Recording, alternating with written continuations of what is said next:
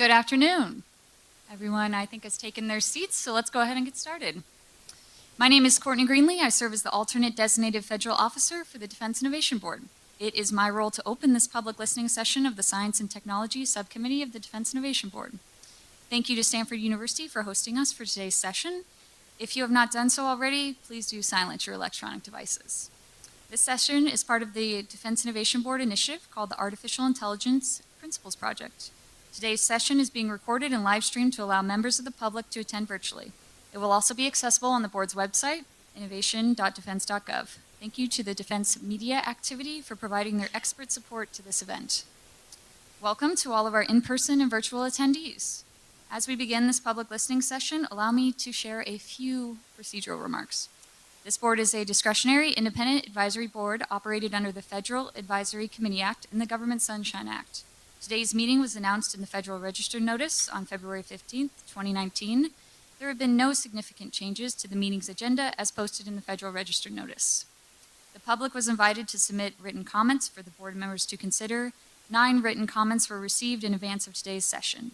These comments will be posted online with the minutes of the meeting. We welcomed additional written comments on a rolling basis, which can be submitted via our website. The primary purpose of this session is to provide an opportunity for members of the public to provide verbal comments to the board subcommittee today. As a reminder, these are comments to the board, not a question and answer session.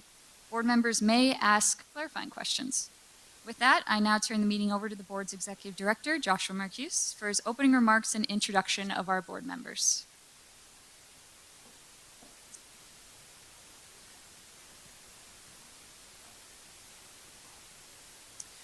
Welcome, everyone, and thank you for joining us for the second official public listening session in the Defense Innovation Board's AI Principles Project. Public participation in this process is essential to the design of this project and intrinsic to the purpose for which federal advisory committees like ours were formed. Whether you came here today to make a public comment or to listen, your presence today is an important part of our deliberative and consultative process. Special thanks to Stanford University for hosting us. In particular, the board recognizes the contribution of the recently launched Institute for Human-Centered AI, which graciously agreed to host today's session. Michael Salito, the deputy director, played an instrumental role in assisting us with these preparations. We're honored to be at one of the nation's premier institutions for AI research, development, thought, leadership, and application. I regret to say that our chairman, Dr. Eric Schmidt, who teaches here at Stanford, and is a technical advisor at Alphabet, has been called away on urgent business and sends his regrets. In lieu of Dr. Schmidt, we'll have Dr. Murray, who is one of the co-chairs of the Science and Technology Subcommittee, chair this listening session. So let me introduce Dr. Murray, who's at the end. Also, he's joined by Jennifer Palka, who's the founding executive director of Code for America, and also is the co-chair of our Workforce Behavior and Culture Subcommittee. And we also have Mr. Milo Medin, who's the Vice President of Wireless Services at Google and is also a member of the Science and Technology Subcommittee. So let me give a brief overview to set the context for this conversation and talk a little bit about the origin of the Principles Project and what it is that the board is engaged in doing. So last July, the Department of Defense asked the board to undertake an effort to establish a set of AI principles for defense. After several months of planning and internal discussions, in early 2019, the board began convening a mix of academics, researchers, ethicists, lawyers, business executives, nonprofit leaders, venture capitalists, policy experts, and a variety of others who are leaders in the AI field to provide input in the information gathering phase. The board is taking care to include the perspectives of not only experts who often work with the department, but also AI skeptics, DoD critics, and leading AI engineers who have never worked with the department before. There may be disagreements among this group, since these matters may be controversial, but the board has not shied away from respectful and forthright dialogue. That should lead to meaningful understanding on all sides, and a robust contest of ideas should generate new insights.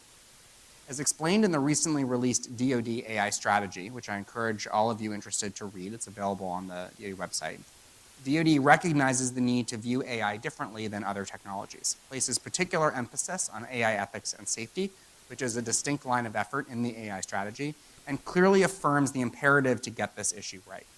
AI systems not only affect the men and women who serve our country, but societies around the world. That is why the board is committed to a different process than what we typically do, with particular emphasis on transparency, inclusion, and robustness. We want everyone to take part in this dialogue because these issues touch everyone.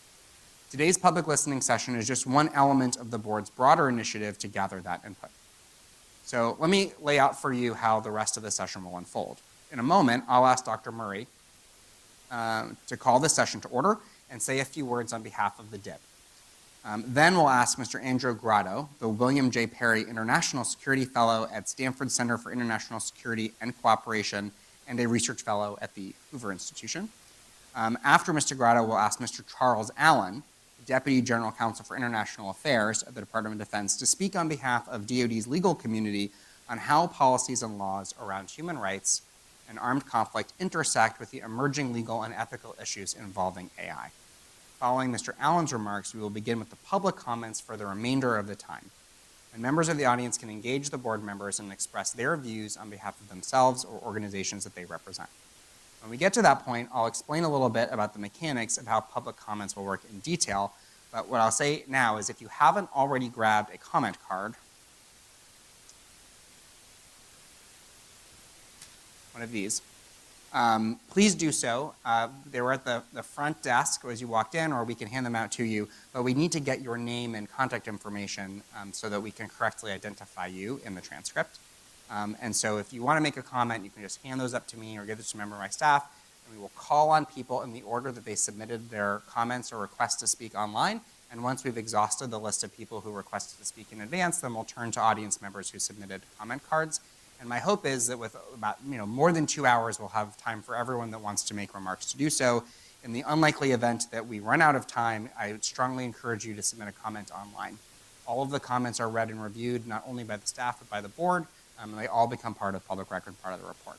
So please do look at our website for regular updates on how the project is unfolding. So these comments will be no longer than 5 minutes. I will give everyone a warning at 4 minutes by tapping on the podium. And at 5 minutes, I will have to ask you to step down so that everyone has an equal amount of time. So that being said, let me turn it over to Dr. Murray. Thank you, Josh, and thank you all for coming and joining us here today. And thank you to Stanford University for serving as host. So the purpose of this session, as Josh said, is to hear from the public about ethical and responsible use of AI for the Department of Defense. It's very important to us that we hear all of the views as we try and help the Department of Defense think through what those principles should be. So I thank you for coming, and I encourage you, as Josh already has, if you have a comment that you'd like to make, please fill out a card and make a comment. It's a little bit of a kind of strange dialogue because we are, as Josh will tell you in a little bit, we're not allowed to kind of go back and forth with you. We sort of get to listen primarily in this session and hear, and then we kind of get to do our side of putting things out a little bit later. So this is really a listening session. We really want to hear from you. What do you think the department ought to be thinking about and ought to be taking into account in the area of ethical and responsible use of AI for the Department of Defense? So thank you for coming today. Thank you for the comments that we'll get from you as the day goes on, and we really appreciate your participation in this process. So with that, I'll turn it back to Josh. So as I said, Stanford is a place not only where groundbreaking AI research is done, but where groundbreaking international security research is done, where many of the leading thinkers in our nation come to teach and to learn. We can't imagine a more appropriate place to have this discussion than here at Stanford. And so to represent Stanford, I'd like to ask Mr. Andrew Grotto to come say a few words. As I mentioned earlier, he's an international security fellow at the Center for National Security and Cooperation. He represents Hoover. His research explores the national security and international economic dimensions of America's global leadership in information technology innovation, and its growing reliance on innovation for its economic and social life. Before Stanford, he served as the White House's Senior Director for Cybersecurity Policy and a Senior Advisor for Technology Policy at the Secretary of Commerce, and on Capitol Hill to a number of other national security roles. So, very appropriate person for us to hear from as we kick off this discussion. Andrew, the floor is yours.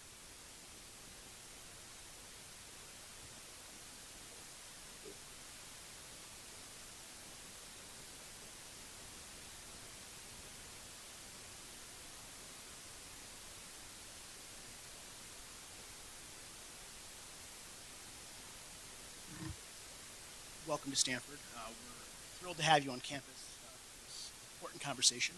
My name is Andy Grotto. I'm a relatively recently arrived DC expat here at Stanford. As mentioned, I served in the Obama White White House's as a senior Southwest National Security Council. Microphone. Check, check. Oh yeah, there we go.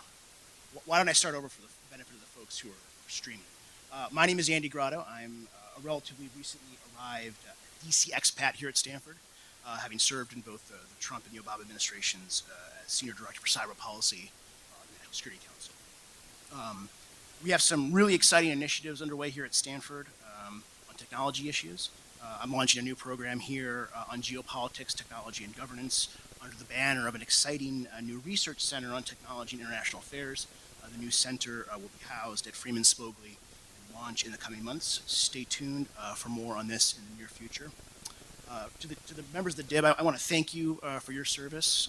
You all have day jobs and are committing your time and energy in the service of your country on an extraordinarily sensitive and challenging topic, AI ethics. Your efforts to contribute to the design of an ethical compass for AI and DoD's mission has the potential to shape strategic and ethical thinking and defense strategy for many years to come. You have my gratitude. What makes a compass work is the fact that magnets have two poles. The push and pull between these two poles is what determines the orientation of the needle. When one of those poles is distorted or absent, the compass will lead us astray. In other words, in a compass, harnessing and managing tension is essential to finding direction. I think the same is true for AI ethics. One way to think about your mission is how best to harness and manage the various tensions, pushes, and pulls, debate about the role of AI in the national defense domain. This requires open, respectful debate, careful, deliberate thought and reflection. Your presence here today and the Department of Defense's broader efforts at outreach and engagement are evidence to me that you wholeheartedly agree and are hungry for partners, sounding boards, and even respectful critics. And I think there's no better place to have this conversation than at a university, particularly this one here in the heart of Silicon Valley, where scientists, engineers, and policymakers are trained, and where so many innovations in technology have occurred. So let me also extend my gratitude to the people here today from the Stanford and the broader community. You have so much to bring to this important discussion. Indeed, if you care about the safety, security, and ethical bearings of this country, you have a responsibility to join this debate.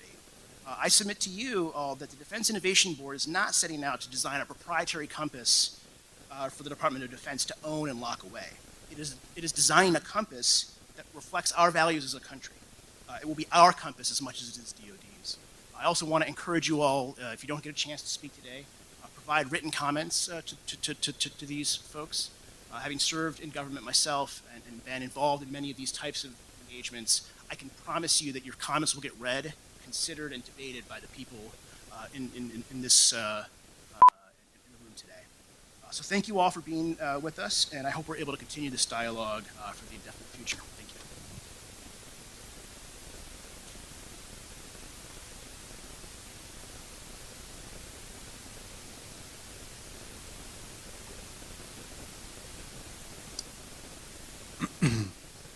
Perfect. Thank you very much. So our next speaker will be Mr. Chuck Allen. Mr. Allen is an undergraduate alumnus of Stanford, so something of a homecoming for him. And he's served as DoD's Deputy General Counsel for International Affairs since 2000. His area of responsibility encompasses a wide range of issues, including law of armed conflict, war crimes, war powers, activities of U.S. forces under international law, and United Nations Security Council resolutions, and international litigation. Prior to his position, he served in the Navy, where his career spanned numerous positions in the legal community, culminating as the Deputy Legal Advisor to the National Security Council as part of the U.S. Navy Judge Advocate General's Board. Mr. Allen will walk us through how he and his colleagues are advising DoD and how to apply AI use cases within the framework of the law for a variety of applications. Mr. Allen, over to you.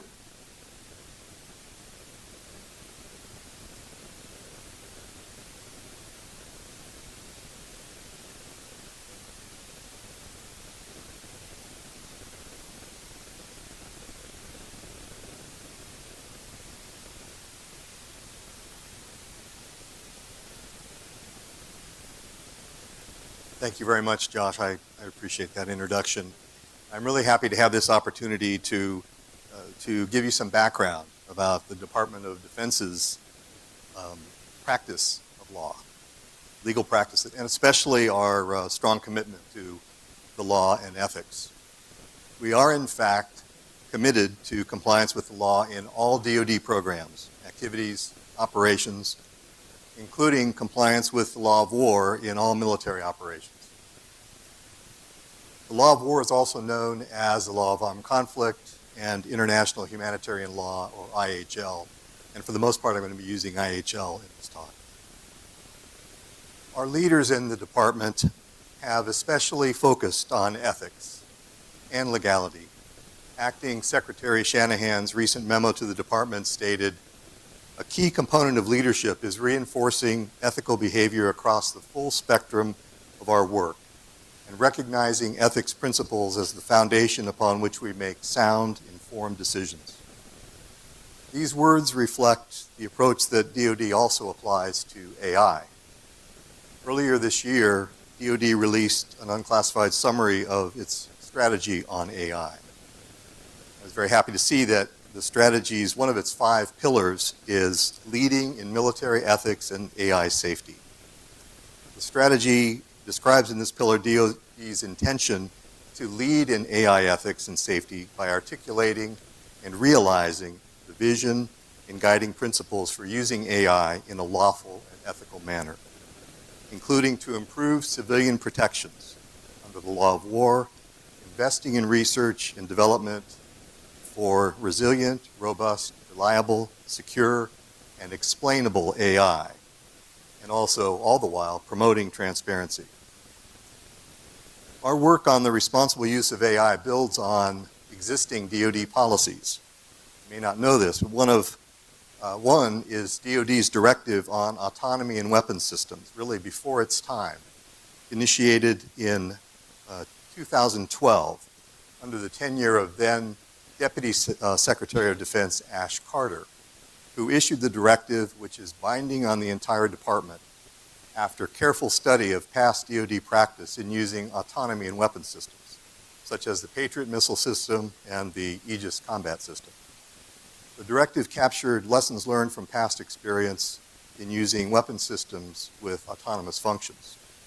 It establishes strong guidelines to minimize the probability of failure and the consequences of any failure in autonomous and semi-autonomous weapon systems that could lead to unintended engagements, such as unexpectedly harming friendly forces or civilians.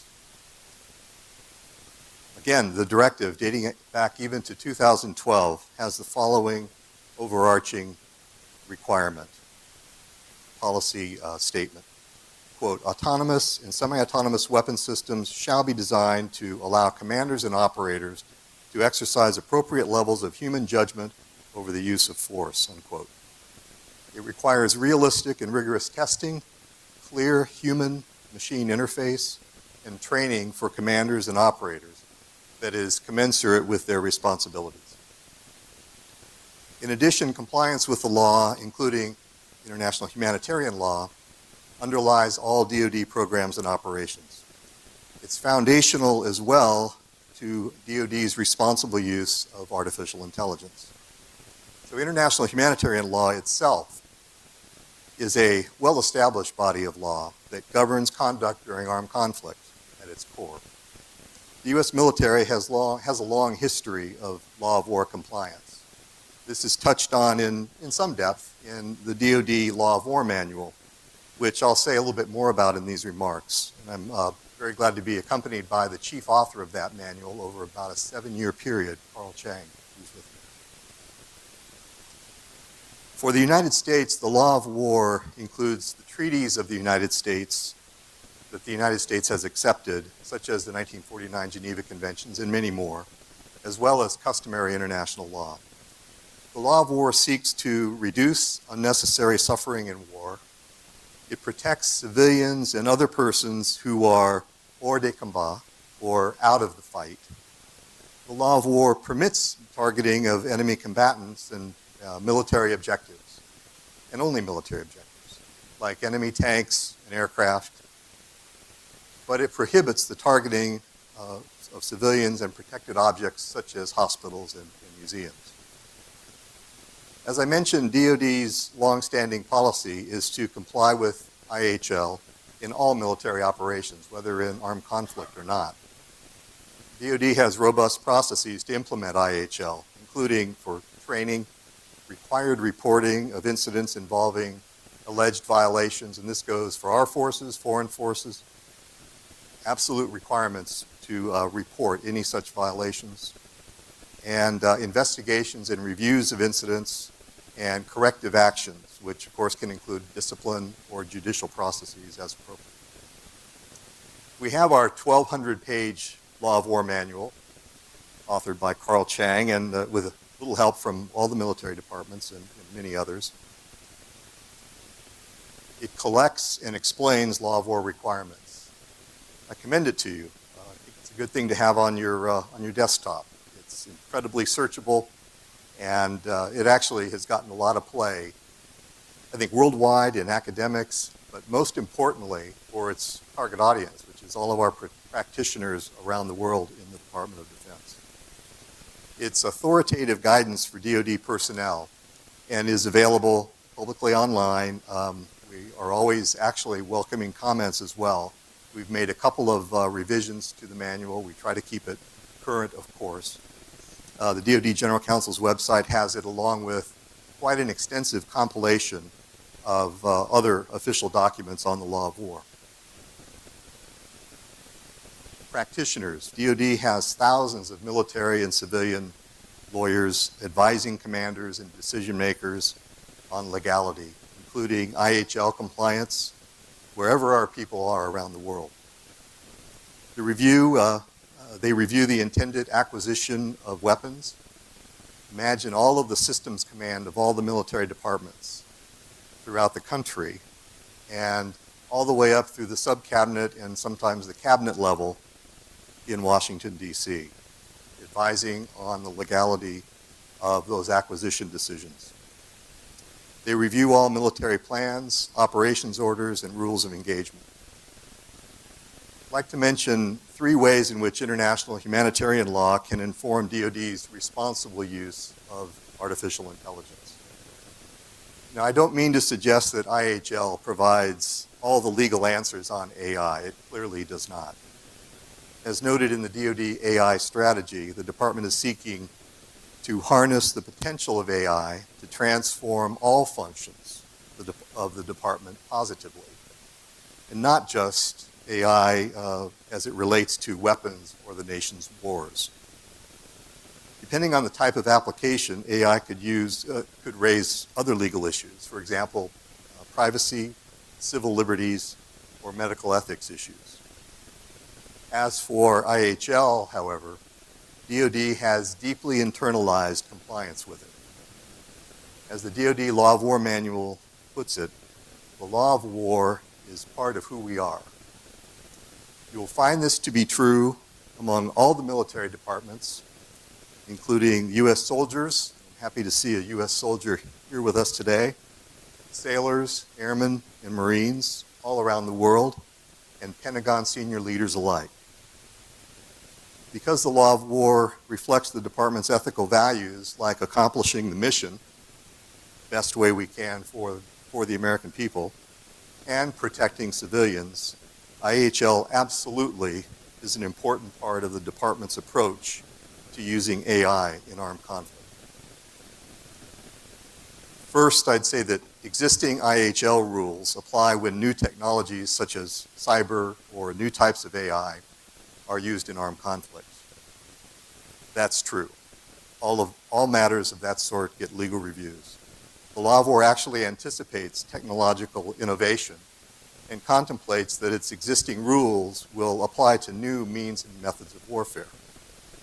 IHL rules can apply to new technologies because although some rules are specific to certain types of weapons in IHL, there are IHL rules relating to mines, incendiaries, and the like. But IHL rules generally are not framed in terms of specific technological means. For example, the rules on conducting attacks do not depend on what type of weapon is used to conduct the attack. So if AI is used to help DoD perform an activity that is subject to IHL, like conducting an attack, that activity continues to be subject to applicable IHL rules. including that attacks must be directed against military objectives only.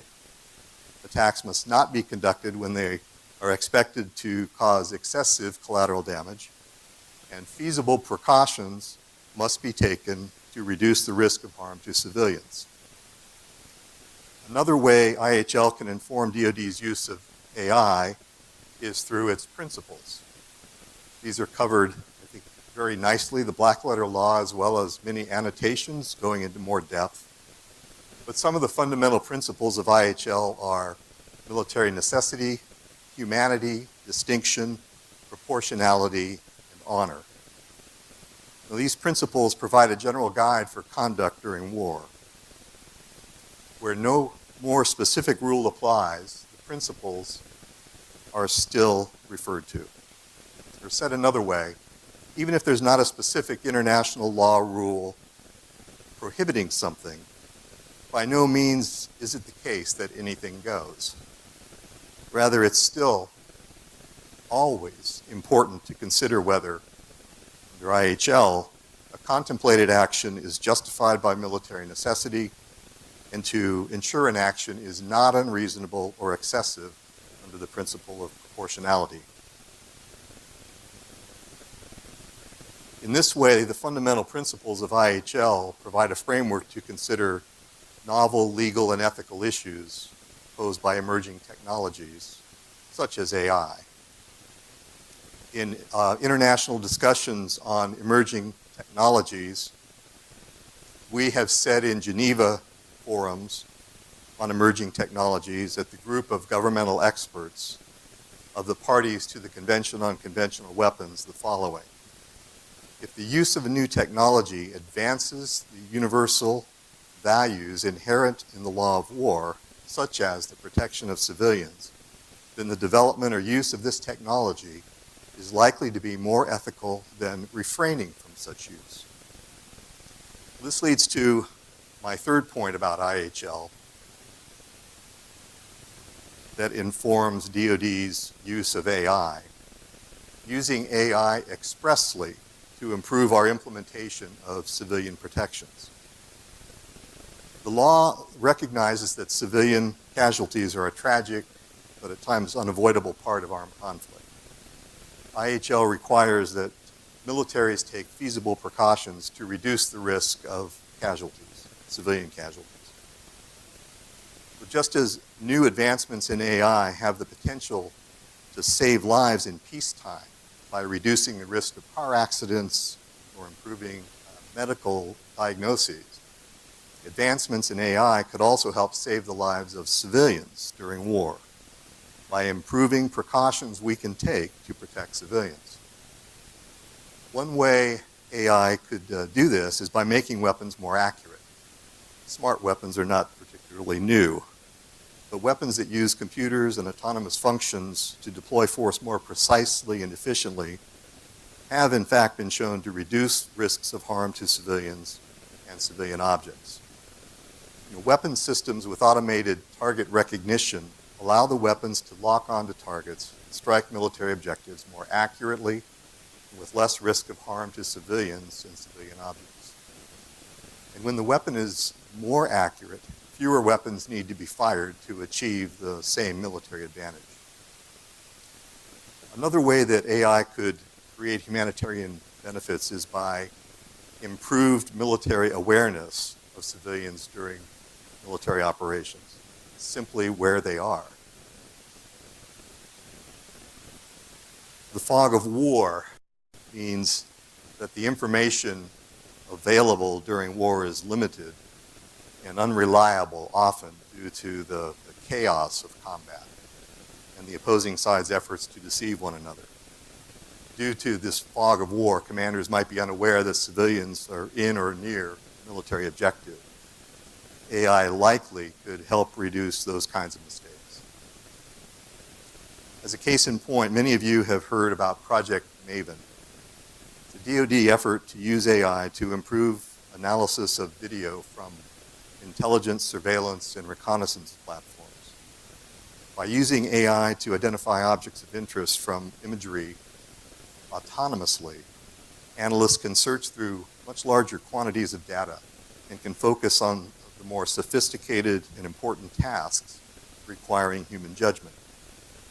We truly believe this kind of work could help improve the commander's battle space awareness and really help cut through the fog of war.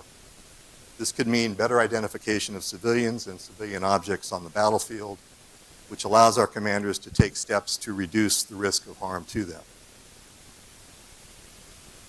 Another common theme underlying potential humanitarian benefits of AI on the battlefield is a sort of a convergence between military and humanitarian interests.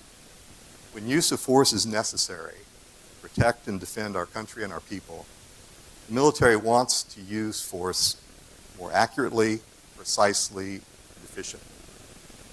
We want to make faster and more accurate decisions. These military advantages also bring humanitarian benefits in many cases in terms of reducing the risk to civilians from military operations. In a more direct sense, and sort of outside of the armed conflict context, DoD is working on ways to use AI capabilities for humanitarian purposes. The Joint Artificial Intelligence Center has a national mission initiative on humanitarian assistance and disaster relief. They're applying lessons learned and reusable tools from Project Maven to field AI capabilities to help first responders all around the country and in fact around the world in many cases, responding to wildfires, typhoons, hurricanes. I'll close now, eager to listen and learn from this session today, along with the DIB members. We recognize the need to be open and to embrace a diversity of ideas. DoD respects the right of individuals and U.S. companies and industry and their workforces to express their views. Of course, it's no surprise to anybody to say this is one of the very freedoms guaranteed by our Constitution that all of us in DoD are sworn to defend. On an issue like artificial intelligence, we have much to learn from perspectives outside the department, and we look forward to learning from many of you today. I'm looking forward to getting help in harnessing that tension that was referred to. Thank you very much.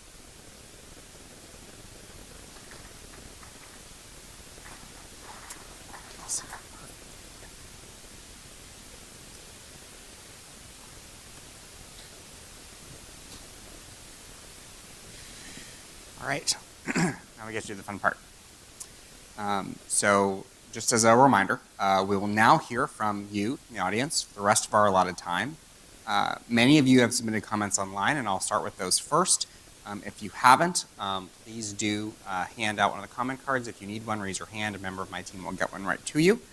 And I just wanted to, another quick reminder, everyone will have up to 5 minutes. I will tap at when you have 1 minute left, and then we'll wrap up. When you do arrive at the mic, please do state your first and last name clearly for the record and also your affiliation. And I just wanted to emphasize again that we do regret this is not an opportunity for a question and answer session. The board members really want to hear your views on AI ethics and national security. They may ask clarifying questions of you if they wish, but this is really your opportunity to have your views be heard. Due to time constraints, we will need to end at 4:30, whether we've exhausted the list of people that want to speak or not, but hopefully that is ample time for us to get through it. And so with that said, I will get started. So the first request we received was from Link Parikh. Is Link here? Great. Gavan Wilhite. Glenn Kesselman. Oh, are you Gavin? You're Glenn? Fantastic. Glenn, would love to hear from you. And is Stephen Bong here? Dr. John Potter?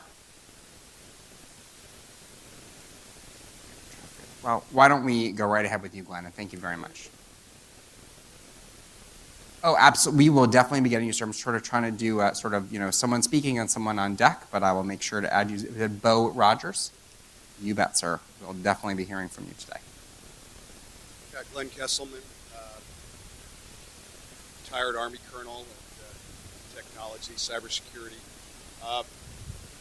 not so much of an ethics question, it's more of a direction question. I understand that in China, President Xi has issued a very strong directive for China to focus on AI. AI courses are even offered in the high schools. It's my understanding that we have a fragmented policy in the U.S., and that I think this puts us at a very serious, not only competitive disadvantage, but a strategic disadvantage, especially for the military. So I just wanted to express my concern that senior leadership, both in the DoD and in the civilian side of the government, really focus in on how we can match this very strong initiative that the Chinese government seems to have, so we can maintain not only our leadership worldwide ethically, but also in our capability to produce AI systems. Terrific. Thank you very much, sir. So next up is Marta Kazmina here. So Marta, we'll have you speak next. Is Zach Tashdijan here? Forgive me if I mispronounced that. Zach. Okay, Mr. Toby Walsh. Great. So we'll hear from you, Marta, and then Mr. Walsh, please. So you can start to make your way towards either microphone. Of course you may, Marta. You bet. So Marta, if you would please approach the mic when you're ready, and let me say, Mr. Walsh, are you prepared? Fantastic. So is Professor Herb Lin here? Wonderful. So if we could have you next, and hopefully, Marta, by then you'll be ready to go. Thank you, sir. Over to you. 5 minutes, please. Good afternoon. I've spent the last 35 years or more working in artificial intelligence, and 5 years ago, like many of my colleagues, I started to be rather concerned in the direction that some of the technology was going, in the way, in particular, the possibilities of fully autonomous weapons. It's a concern that many of my colleagues share. In fact, I got 1,000 of them to sign an open letter, a lot of attention at the leading AI conference, and it was featured in newspapers around the world, raising our concerns about autonomy to weapons. And I just wanted to mention a couple of concerns that I and my colleagues have. The first one is that I think often people don't realize that concerns will change. The concerns will change as the technology becomes more sophisticated, and the concerns that you might have today will be different, will change, and will be different concerns once the technology is more sophisticated. The sorts of concerns, and I'm just going to focus on technical issues. I mean, there are many legal, moral, and other issues I think that we should be thinking about, but just calling upon my background as an AI researcher, the technical concerns that I would have in terms of having full autonomy in targeting. The concerns today with the sorts of weapons that you see being prototyped now are that the AI is a very brittle technology. We talk about artificial intelligence, and it's the name that we have, better or for worse. Many of us dislike the use of the name, and the word intelligence is a very misleading one, because we are guided by our own intelligence without realizing that the sorts of algorithms that we can build, the sorts of computer vision systems, break in ways that humans' vision systems don't break. We can change a single pixel, we can rotate an image by a few degrees, and get a completely different result. That's not the sort of technology you want to be putting people's lives into the hands of. There are other technical concerns you'd have today. The fact that every computer system that we know that we can build, someone's going to hack. And so you would have the possibility that these could be used for quite distasteful ends. And then the concerns that we were promised that we were going to be given smart weapons in the Gulf War and elsewhere, and then we see that 9 out of 10 of people being targeted by drones are not the intended target. That's why you've still got a human in the loop. And if I was given the task of of trying to match what a human can do today with their finger on the trigger with a prototype drone. I would be aiming to make 9 out of 10 mistakes. That's when you've still got a human with their great situational awareness. So those are some of the sorts of technical concerns one would have today. And then as the technology becomes more sophisticated, the concerns change. They're not the same concerns you'll have in 10 years' time or 20 years' time. That these would ultimately be quite terrible weapons, that they would be... We're not going to keep a technical lead on anyone. The history of military technologies is one that you've always... Any technology that's been developed has been developed by the other side or stolen by the other side very shortly. These are going to be weapons which are going to be easy to replicate. You're not going. It's not like nuclear proliferation where you have to get your hands on fissile material. These are going to be cheap, plentiful weapons. They are, as we said back in 2015, they are going to be the Kalashnikovs of the future. And so we're going to have to expect to be on the receiving end of them, and that's going to be rather destabilizing in an already very destabilized world. There's lots of absolutely great things that the military can use AI for. I always like to point out, clearing a minefield, we should never have a human ever do that again. We should only ever get robots to do that, and when it goes wrong, we go and go out and get a new robot.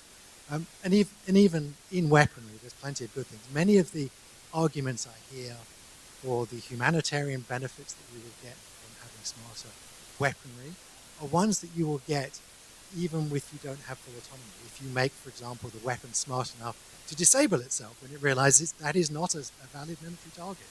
You don't have to give the decision to the machine. You can actually make it smarter and get those humanitarian benefits without full autonomy. And we do have a brief window, I think, today to avoid an arms race that you do see starting to happen, that it will be take us to a very dangerous place, and one where our global security won't be improved. In fact, will be harmed. The existence of these weapons will make warfare in the world a much less safe place. Yeah,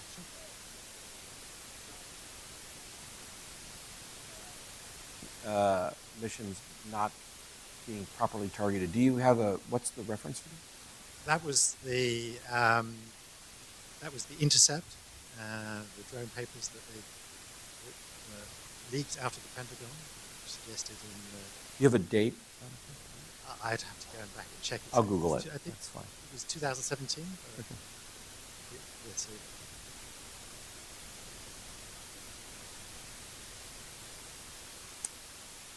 Great. So we'll hear from Professor Lin. Thank you. Microphone? Yes. Okay, Jack. thanks. Herb Lin, Stanford University. So I wanted to bring up 3 issues. One is the question of overtrust in AI systems. One is the question of explainable AI, and the other is a comment about the principles. On the overtrust issue, one of the things that I worry about, having seen lots of people interact with computer systems, is they trust computer systems way too much. And one of the best examples I know of this is a recent demonstration of people trying to follow a robot lead them out of a simulated burning building, and they followed the robot into blind alleys and rooms with no other doors in them, and so on, even after they had seen the robot screw up. I worry about that a lot. If we have AI systems that are going to be ubiquitous, which is what we keep on hearing, that's a tendency that breeds over trust. You sort of see it all the time, you sort of start to trust it, and you easily start to over-trust it. I want to put in a plea for AI systems that know when they are operating outside of their zone of competence. AI systems should not always give you the best possible answer. It should give you sometimes an answer that says, I have no idea what I'm doing here, don't trust me. And that to me is a really important thing. On the explainable AI system, there are very few things that terrify me more than recommendations made or conclusions drawn when I can't interrogate the reasoning. DARPA's had a long time had a program for explainable AI. As I understand, the progress there is slow, but that's a really important thing. To be able to explain reasoning behind some conclusion, some classifications, and that will help boost the commander's confidence in using them. Imagine a command and control system that advises a commander about a suggested course of action. Commander wants to be able to say, "Why did you tell me that? What's the reasoning?" And it'll also result in better IHL compliance, because of what happens in the fog of war. You want to be able to explain a decision. Why did this weapon destroy this particular target? And it turned out to be simply, what were the characteristics? What were the circumstances of it? And the last thing is about the principle. I think someone said at the beginning of this, I can't remember who, said that the principles for AI are different than they are for other kinds of technology. I want to push back on that, or at least question that assumption a little bit. It seems to me that many of the principles that I've seen articulated for ethical and responsible use of AI are just the same as you would say if the words were technology enabled or something like that. I have written pieces on both these things, and I'll be submitting them for the record. Tremendous. Marta? Kazmina? Campaign to Stop Killer Robots. And everyone, if you would please, I would recommend speaking about 2 or 3 inches away from the microphone and use your best outdoor voice to make sure that live stream can hear us loud and clear. Thank you. Sure. Can everyone hear me? Perfect. Loud and clear. All right, as was said, my name is Marta Kosmina. I'm the Silicon Valley lead for the Campaign to Stop Killer Robots, which basically means I am engaging the tech sector out here in academia and the media, letting them know what we're all about. We're basically a coalition of 106 organizations operating in now 54 countries, working to preserve meaningful human control over weapon systems. I just wanted to respond a little bit to the comments made by Mr. Allen earlier, because we participate very heavily in the international process at the United Nations to get new international policy to get a preemptive ban on fully autonomous weapons. And we do hear from the US delegation the line that international humanitarian law is sufficient and there should be renewed focus on Article 36 reviews. So the thing about international humanitarian law is when it was written, I don't think we could even imagine a world where weapons were not controlled by humans, where selecting and engaging a target was not done by a human hand. And international humanitarian law also requires individual criminal responsibility. And with this new class of weapons, there's been created an accountability gap where it's unclear who would be held responsible, whether it's the programmer, the robot, the machine itself, the commander, and as a commander willing to, at the state of technology we have now and at the rate it's progressing, if they're not able to understand how a system works and how an algorithm reaches its conclusions and to put their own soldiers' lives at risk, are we willing to put that responsibility and accountability on a commander? In terms of Article 36 reviews, I think the ICRC said that out of the 100 or so countries that produced weapons last year, only about 20 of them conduct Article 36 reviews. So that's not a very good percentage. It's great that the United States has a rigorous ethical review process, but we need to take into account countries that do not follow similar rules. We've often heard the argument that fully autonomous weapons would be more accurate, fewer weapons would be fired, it would save soldiers' lives, but we believe that these things could be achieved with semi-autonomous systems and that we don't need to cede control over weapon systems to achieve these same aims.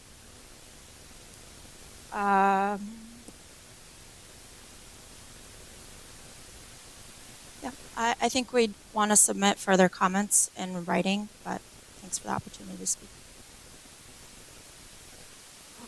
Thank you. And let me say also how much we would welcome those comments in writing from anyone that wants to submit them, and they can be submitted at our website, innovation.defense.gov, which I believe is right up there. So please do make an oral comment, but also written comments. Very much welcome. Is Renata Barreto here? Right. Mr. Rogers, thank you, please. Thank you. My name is Bo Rogers. Hopefully that's audible. I earned a Bronze Star serving in combat in Vietnam. That's not my purpose for coming up. I have a company called VetTech. We find, develop, and fund veteran-led high-tech startups. Some other combat people. And I was not intending to come up and speak. I was just moved by the ethical response. In Vietnam, we had a saying, friendly fire isn't. And the poignancy of that comment really is aimed at as you prioritize how we apply AI. And it sounds like the use cases really from the attorney were really up there.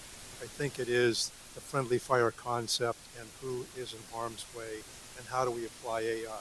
Because in the field of combat, it's not atypical that your enemy will surround themselves with a body of civilians. That's part of the process of this.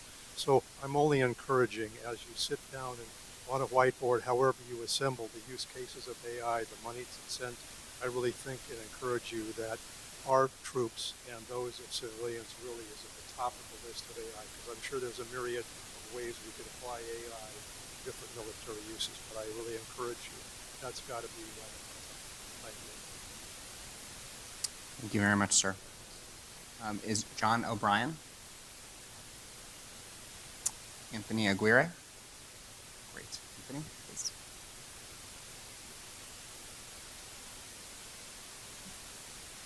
I'm Anthony Aguirre. I'm a professor of physics, and I'm the co-founder of an organization called the Future of Life Institute. We're a small but highly successful nonprofit that has led numerous efforts to advance the beneficial and ethical development of AI. Our organization has submitted written comments with 11 practical recommendations for the board, but I will summarize 4 of them in our comments for you now. So first, the DoD should adopt and translate the widely endorsed Asilomar AI principles. In 2017, FLI helped develop 23 Asilomar AI principles through a deliberative consultative process.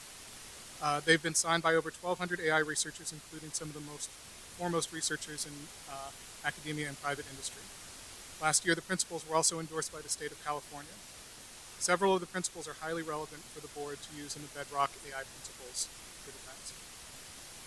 Second, human judgment and control should always be preserved in the use of weapon systems so as to avoid delegation of critical decisions or in a way that can be scaled to large numbers of autonomous agents. The future AI principles for defense must continue to ensure, as stipulated in DoD Directive 3000.09, that commanders and operators can exercise appropriate levels of human judgment over the use of force. Further, DoD should advocate for the inclusion of this or a stronger standard by international partners, including NATO and by our near-peer adversaries. Third, critical AI systems should be subject to rigorous testing and operational exercises prior to deployment.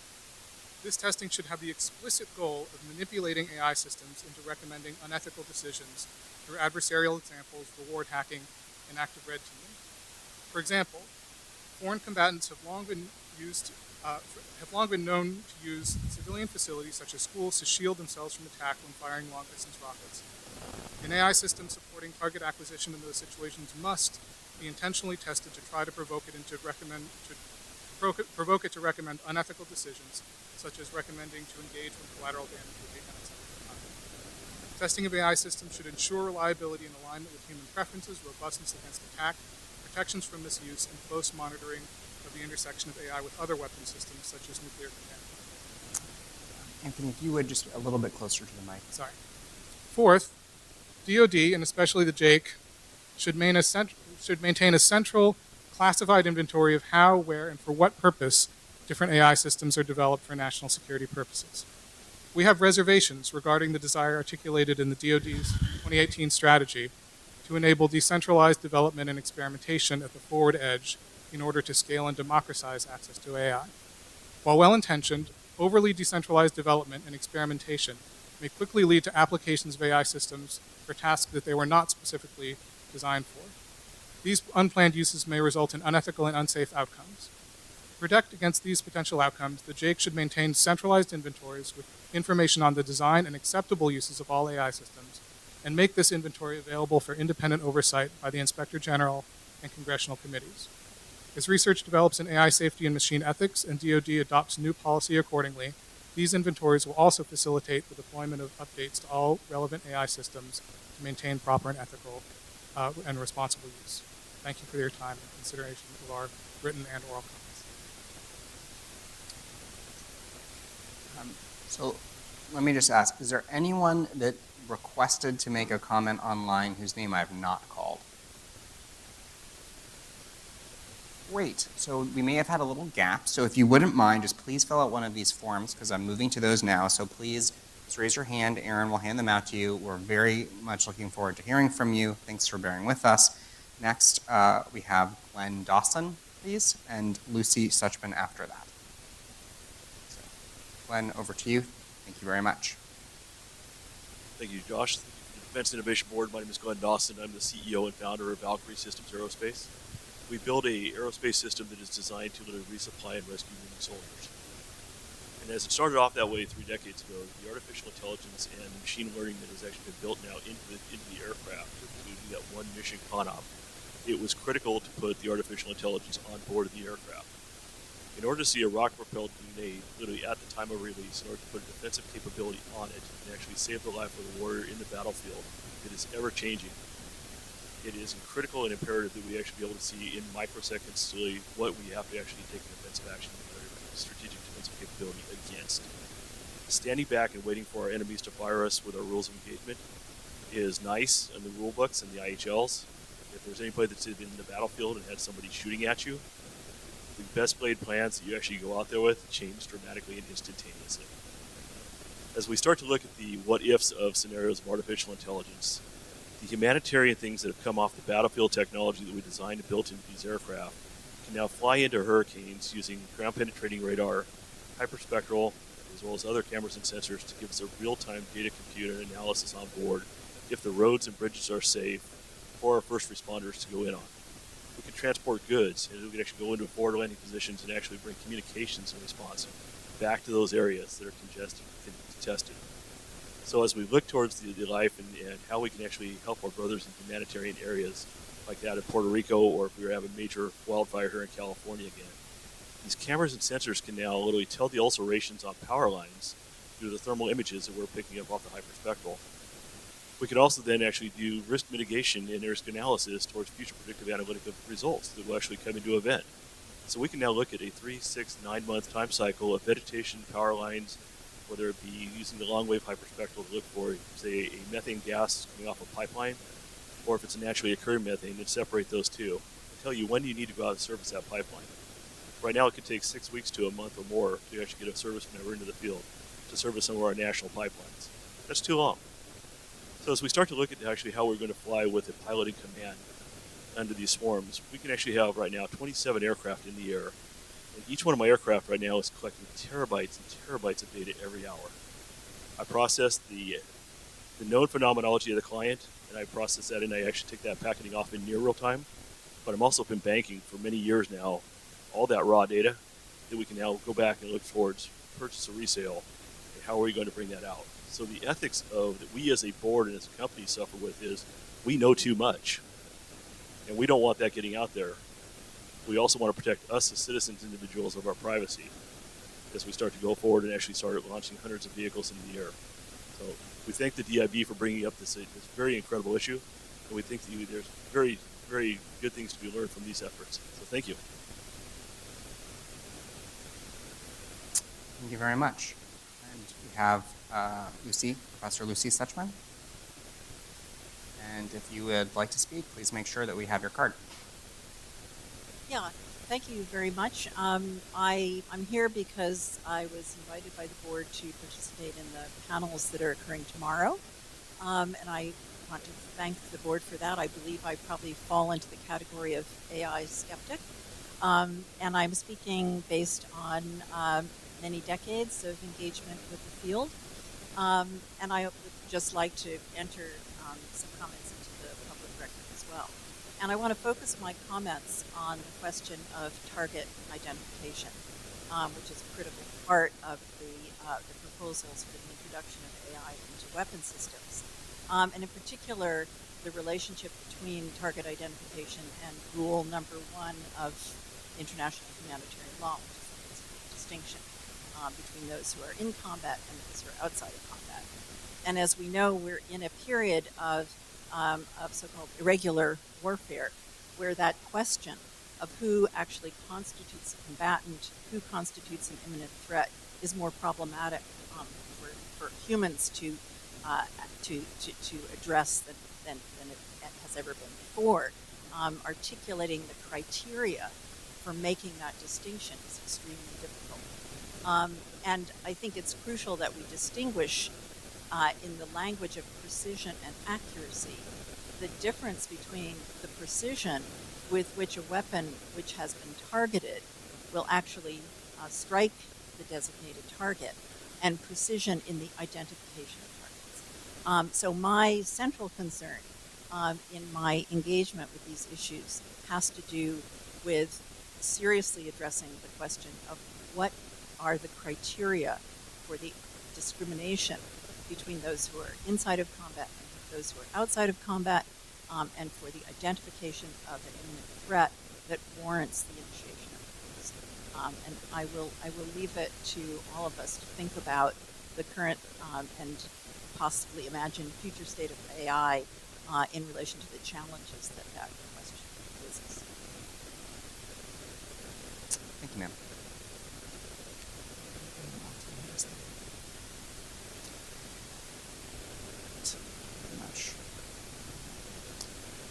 So we will hear from Mr. Chris Cundy first, and Dr. Amanda Askell, you are on deck.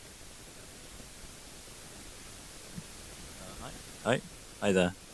Cool. So I'm a PhD student at Stanford CS department, and I just wanted to say that I'm very glad that the DoD is taking AI ethics seriously.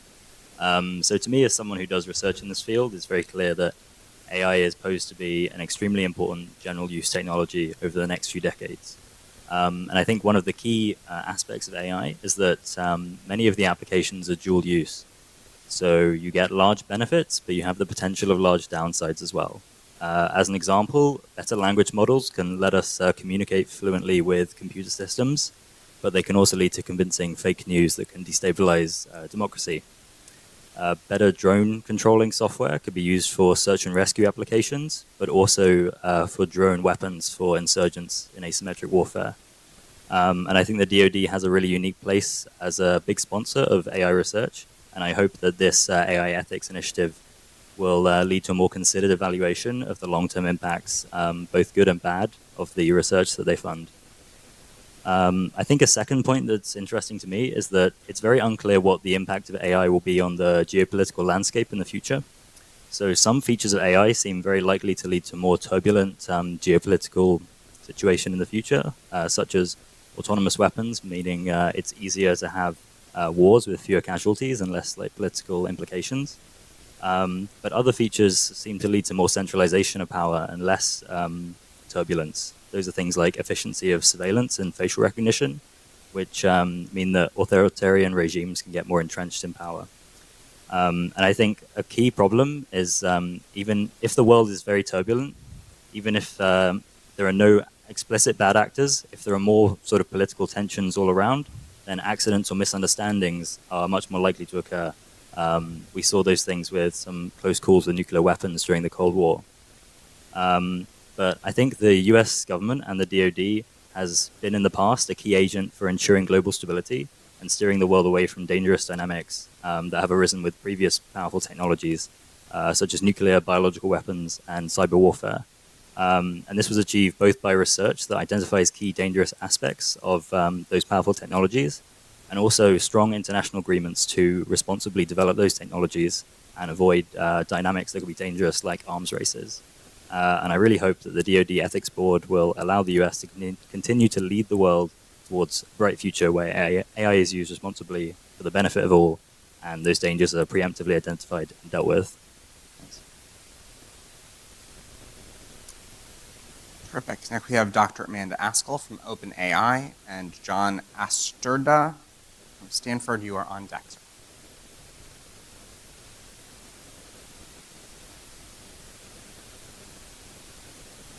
I'm going to mostly read out comments that Pat made online. So. Amanda, if you're just a little bit closer to the Closer? mic. Okay, I'm right at the mic. Is that okay? Okay, cool. So I think that the ethical and responsible use of AI mainly involves principles that are quite uncontroversial. So people have talked about things like, avoid unnecessary civilian casualties, avoid accidentally creating conflict that wouldn't have otherwise existed. I think a key problem, though, is going to be finding ways of assuring that you abide by those principles in particular cases with particular systems, especially when they're deployed in particular environments. And so an example of this might be, you deploy an automated navigation system without realizing that it's going to move vessels into foreign territory if it's just given data that's sufficiently unlike the data that it's had before. So that would be a kind of disastrous system to deploy. And if you just had either no checks or imperfect checks, relying on things that people have already talked about, like human in the loop, which are quite imperfect, you could end up just violating an extremely obvious principle, like don't create unnecessary conflict, completely unintentionally, by just not knowing about the system in question. So if this kind of view of responsible AI deployment is correct, then I think one key issue is just going to be finding both expertise about the domains in which these systems are being deployed, which I think the DoD has, but also expertise in the systems themselves and some of the foreseeable consequences if you're working on them technically that might not be foreseeable if you are not working on the systems themselves. And I think if that's right, then a key source of expertise here is going to be coming from industry and academia, where these systems are being developed, and where there are people who spend most of their time actually thinking about the potential for either the misuse of these systems, that people have talked a little bit about systems being hacked, for example, but also just potential for accidents from those systems, as well as potential societal impacts that one didn't anticipate. So we heard that about language models and fake news as an example of that. So if this is correct, then it's going to be important to combine these two types of expertise, and I think this is going to be extremely useful for being sensitive to things that differentiate AI from previous technologies, so its particular data, hardware, talent dependencies, but also the difficulty of identifying the reasons behind its outputs, its dual-use potential, its novel capabilities, and combining that with a sensitivity to the environment that it's being deployed in. Like I said, being aware of the ways in which your system could react badly to new data is very important. If this is right, then closer collaboration between the DoD and industry and academia might be kind of necessary in order to actually apply these principles well. And if that's correct, then I think that one issue is going to be the question of how to foster that kind of relationship. It seems that at the moment there's a fairly large intellectual divide between the two groups. And so a lot of my comments just spoke to steps that I think could be taken to improve that relationship. So I think a lot of AI researchers don't fully understand the concerns and motivations of the DoD, and are uncomfortable with the idea of their work being used in a way that they would consider harmful, whether unintentionally or just through lack of safeguards. I think that a lot of defense experts possibly don't understand the concerns and motivations of AI researchers, so they're not necessarily concerned about things like protectionism and aggressive foreign policies as a kind of article of faith, but rather because they're genuinely concerned about the kind of potentially disastrous consequences of introducing extremely new, powerful technology into things like warfare. So I think paying attention to both concerns and kind of having a way of communicating them would be quite valuable. So I think this is an example of a step that could be taken, explaining the concerns and motivations of the DoD in its pursuit of AI technology, both in general, but also importantly with respect to particular systems, because that's where a lot of the questions are going to be raised, why are you using this particular system, what are the benefits and costs of it. And I think also being receptive to the concerns of AI researchers and open to the possibility that it's underestimating the cost of developing new military technologies would be probably appreciated by people in industry. I think also avoiding treating the AI industry like a single entity. It's a group of companies, researchers, research institutes, academic institutes that very often differ in their views and in their concerns. and it can sometimes feel like it's just treated as one giant industry that has the same views on everything and the same concerns, and that's just like not accurate. I think also allowing, this is like kind of a final recommendation, but I have others that I've made in the document, but allowing companies to negotiate their engagement with the DoD. So in assisting in the development of systems where guarantees are made that the system will be used in the way described, and kind of mechanisms for oversight that can be put in place to do that. I think that's like another thing that potentially means that there's going to be a better relationship between industry bodies and DoD. So yeah, I think key takeaways that I wanted to emphasize are just that sometimes the principles here aren't hard, but getting them right in really specific cases is in fact hard, and just requires expertise both from people who understand like the field and the environment in which they're being deployed, but also people who really thoroughly understand the ways in which those systems can go wrong. And so giving some recommendations is to do that.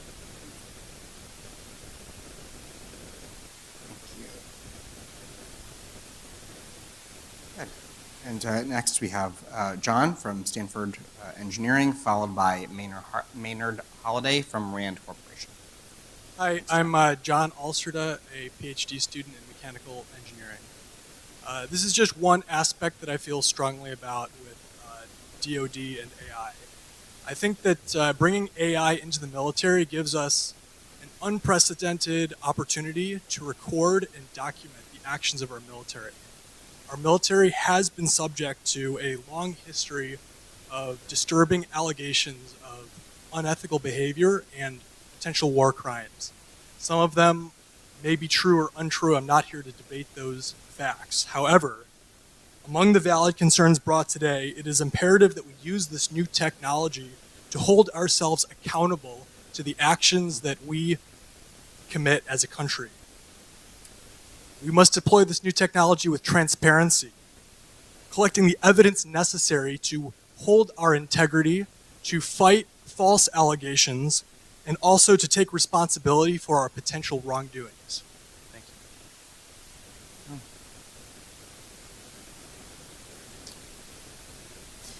So next we have Dr. Maynard Holliday from RAND Corporation, and on deck, Dr. Mira Lane from Microsoft. Good afternoon. I'm not speaking for RAND Corporation. I'm speaking for myself, having been in this field for 30 plus years, having served in the Pentagon in a senior role, and being on the Defense Science Board on a summer study on autonomy.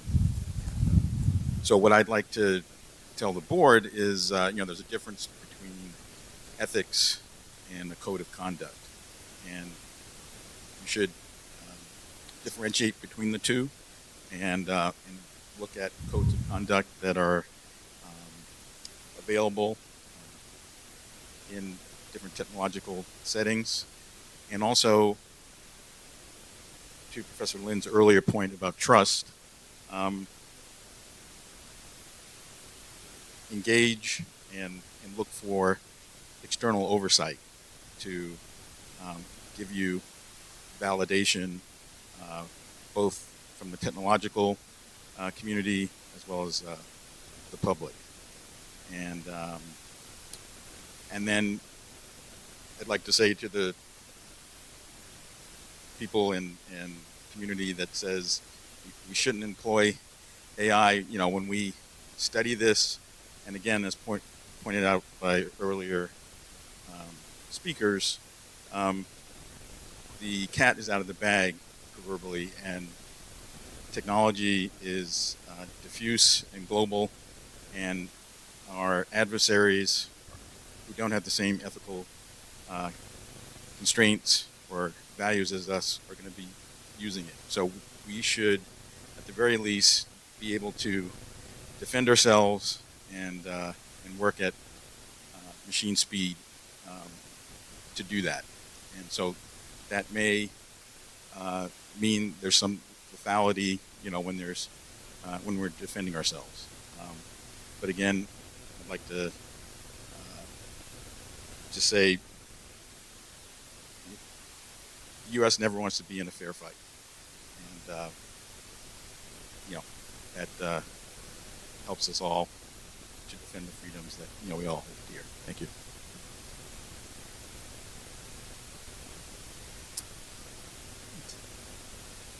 just want to remind you, if you would like to make a comment today, we're nearing the point where you have to make that decision. And so please do consider whether you'd like to. At the moment, Mira is our last speaker. So if you're interested, this is your chance. Over to you, Mira. Hi, my name is Mira Lane, and I'm the Director of Ethics and Society at Microsoft. And I wanted to share 5 points. First, the technologies need not be used in the way we use them today. And they need not be used in the manner that Hollywood has envisioned them. So we must actively push against the technological determinism.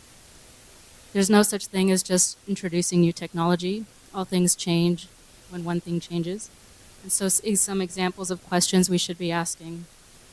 What is the impact to soldiers and the nature of warfare as new technology is inserted into the field?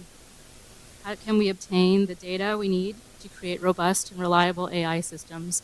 As we know, AI systems are incredibly brittle and corrupt. What are some of the likely ways that this technology may proliferate beyond our intended use and into adjacent industries such as law enforcement? My second point is that the threat gets a vote.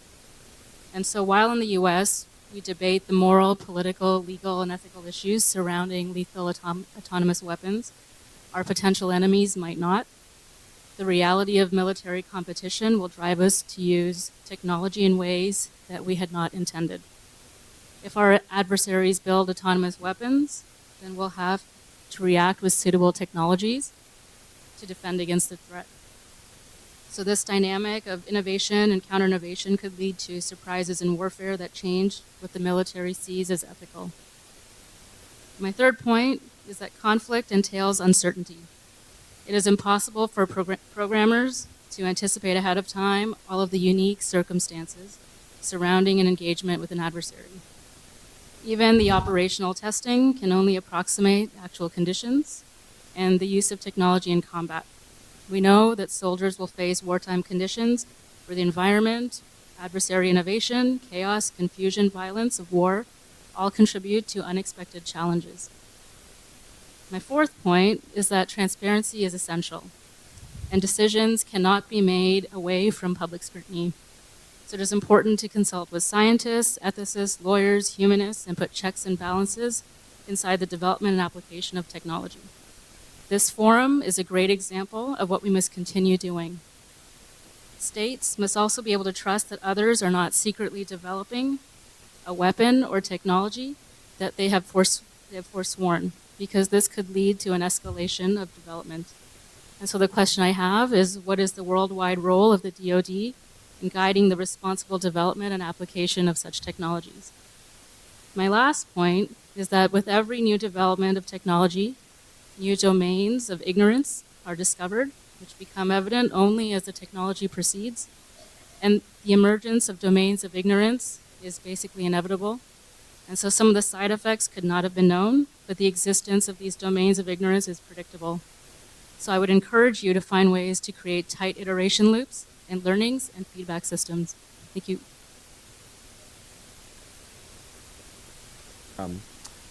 A statement about proliferation of technology into areas like law enforcement. I'm just trying to understand what you meant by that from the DoD ethics question. Some of the concerns we have are what happens to technologies as they mature and whether they proliferate into any sort of adjacent fields. And so the question is, would any of these technologies ever go beyond what their initial intended use is? Do they go into adjacent industries that we had not thought about?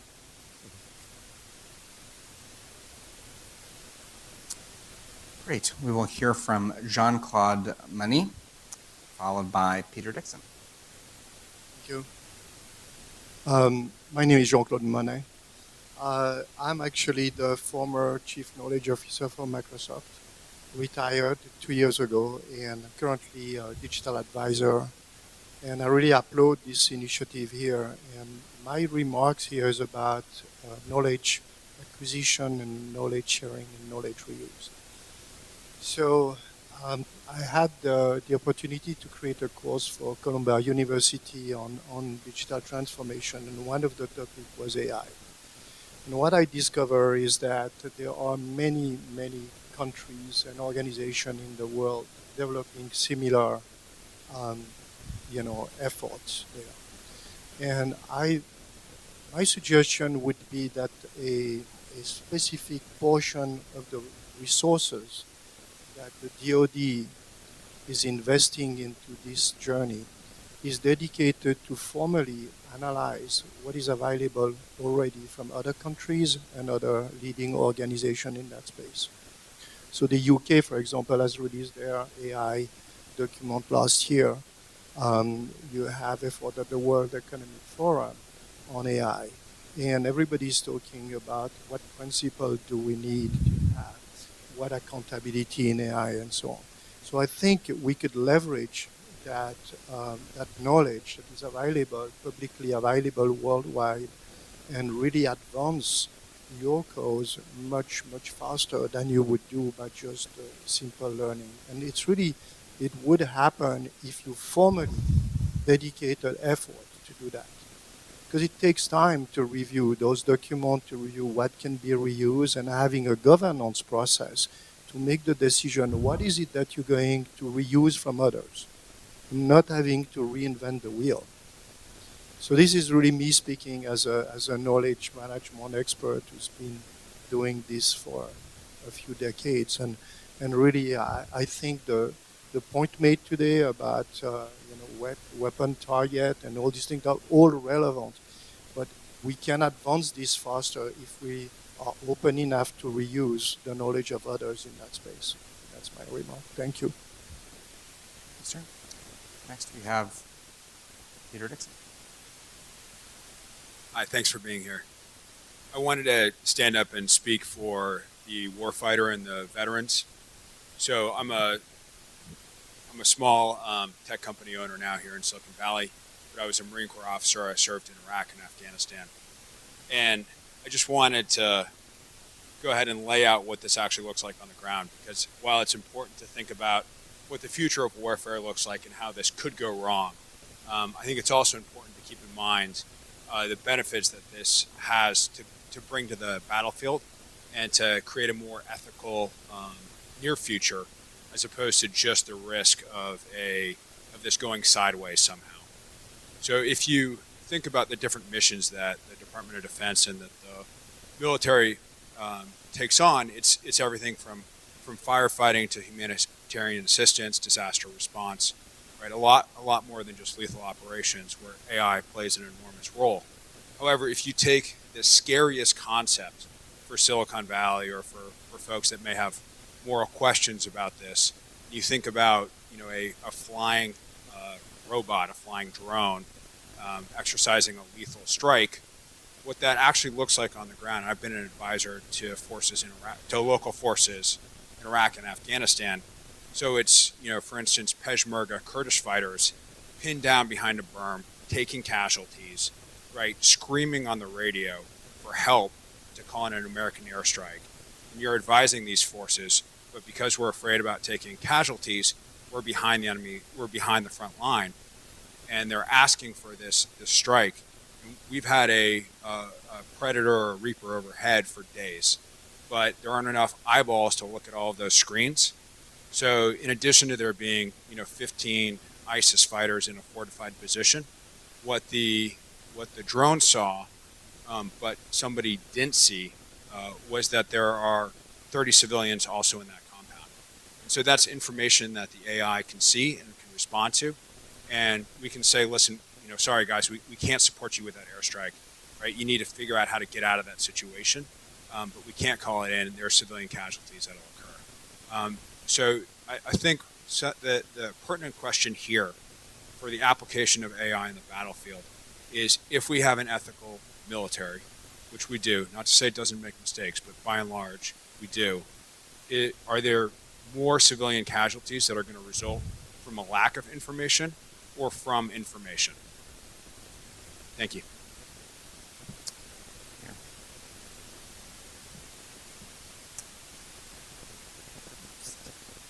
Pause for a moment, see if there's anyone that would like to be heard. Sure, please, ma'am. If you would state your name and affiliation, sure, go right ahead. My name is Rachel Kolesnikoff-Lindsay. I am active duty Air Force as well. And I wanted to make one follow-up comment on Peter's, that regardless of what we as a DoD decide to do with artificial intelligence, our adversaries will be pushing forward as fast and as hard as they can to utilize it in as many ways as they can. And many of their military forces, I would argue, are not as ethical as ours.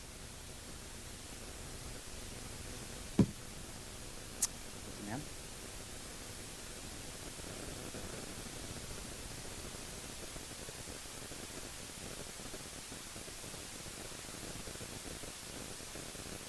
Please.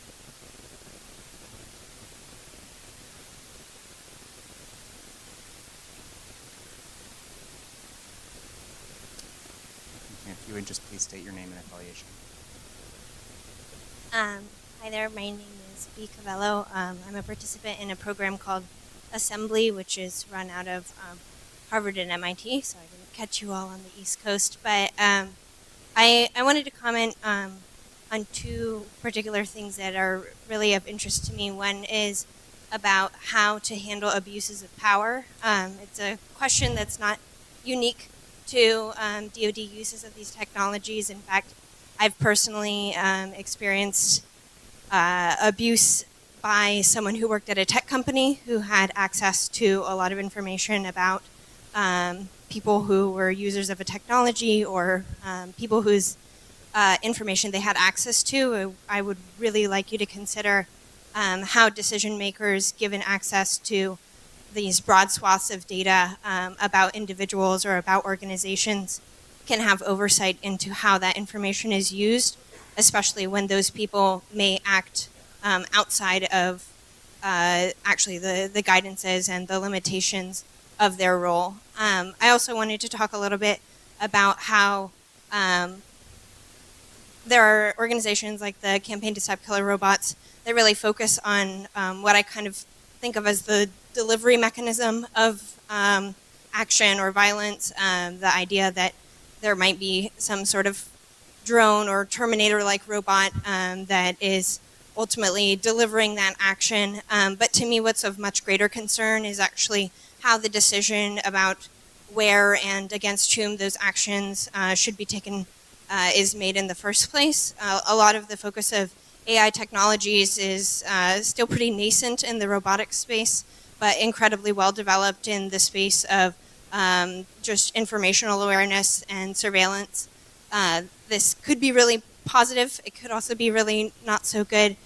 So as you all are putting together recommendations, I really challenge you and request that you think critically about what processes can be put into place around how these different directives or priorities are actually assigned, and what information is being brought into those systems, and whether the information that's being used is reliable, or whether the people who are labeling or assigning weight to that information are in a position of knowledge to be able to interpret that data accurately.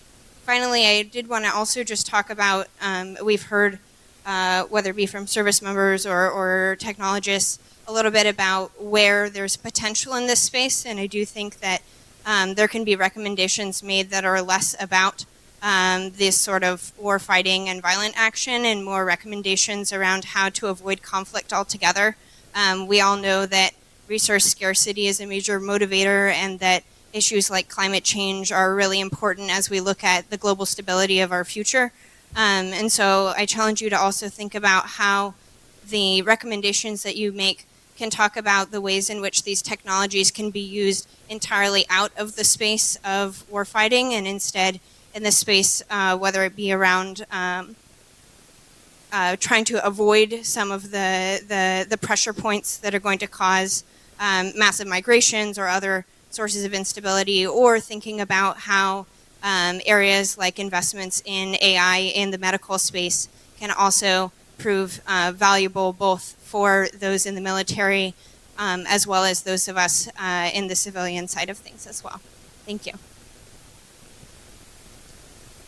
Ma'am? Please. you would please just state your name and affiliation, sir. Hi, I'm Michael Martin. I'm I lead a community of top data scientists at SignalFire. We're a venture capital firm in San Francisco. I wanted to follow up on the previous comment just a bit and really think about what are the, actually ask the Defense Innovation Board to really think about what are the information privacy sharing on the back end between agencies and the federal government. So what does the model that the DoD creates, where does that live? What are the controls of what other agencies get shared that with? What does the public process look like for when that happens? So for instance, if you're developing something that's to be used in Iraq or wherever, is that something that now the NSA or Homeland Security can now use without any control? I think that that's something that we don't want to be in a situation similar to what had come out about the NSA, where it was doing domestic surveillance. And I think that that's a major concern for myself, especially when this is the public process for this. But if there's not a public process around the sharing at other agencies, I think that that's something that we generally should be concerned about, and the board should be taking into consideration in the development guidelines.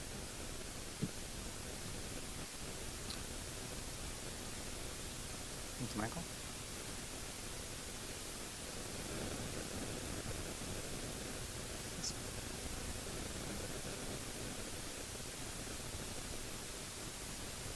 Hi, my name is Saurav Mishra. I'm the researcher and manager for AI Index at Stanford Human-Centered AI Institute. There's a few questions that open-ended questions that I'll pose here. Number one, how could we have a valuable policy discussion and think about principles without having an evidence base? AI as being a data-driven field, there are a lot of open areas in terms of measurement and truly understanding what are the incidence reports for potential risks. So how do we have a valuable policy discussion without data? Number two, what would be an international body, or who would be implementing international rules in this field from a multilateral perspective, and who are truly thinking about these aspects? Third area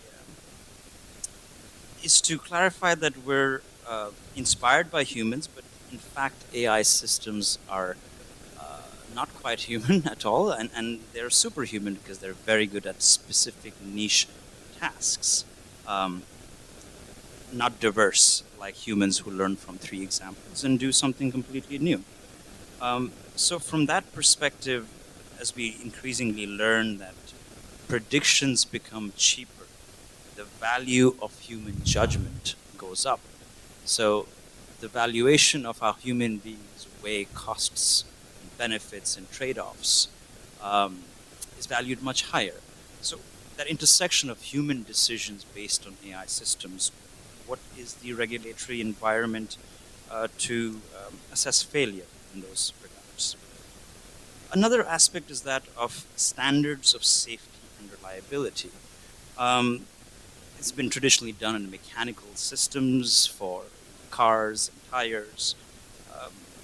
So again, evidence base of data and regulatory body for safety and reliability. Another aspect is that of increasing interest in national AI strategies and competitiveness of nations. There's over 165 countries where they do not have an AI strategy plan yet. So what is the US strategic role in building a multipolar AI growth poles to have a more diversified playing field of AI globally? And national strategies are traditionally inward looking at the moment. So funnily, the 21st century has relatively lower globalization than the previous decades. Understanding and uncovering public investment in the US in AI is almost impossible, and the information asymmetry between US government bodies itself further makes it really hard to track what is public expenditure in AI And how, if you don't have that evidence base, how do we make a insightful inference about U.S. role? Another area is that of the role of technology companies, because there is a growing notion that technology companies may have more power than governments to have access to high-performance computing, even training data, than many other countries. So what is the role of policy in that regard? What is the role of uncertainty quantification and the fuzzy areas? We don't know what we don't know. So how do we build policies in an uncertain world, because we don't know how AI systems might respond in such areas? Lastly, in more complex areas of proxy war and asymmetric psychological warfare, the complex combination of malicious state actors and machines, how do we start thinking about who really has rights? And I will conclude on two questions I started with. What are the multilateral institutions who would be playing a role in these aspects? And where is the evidence base?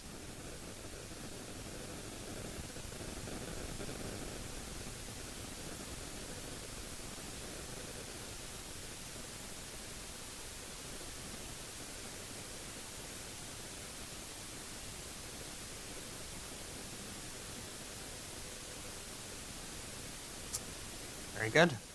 All right, well, this concludes our session. I just want to say, if there is a thought that occurs to you later, please do send it in as the instructions that we followed. I'd like to thank you for joining us. You can go to the website to see updates on this process. The next step will be a public meeting that will probably be scheduled in early July, where we'll release the first draft of some of the material. So please join me in thanking our board members and all of you as the participants in this process.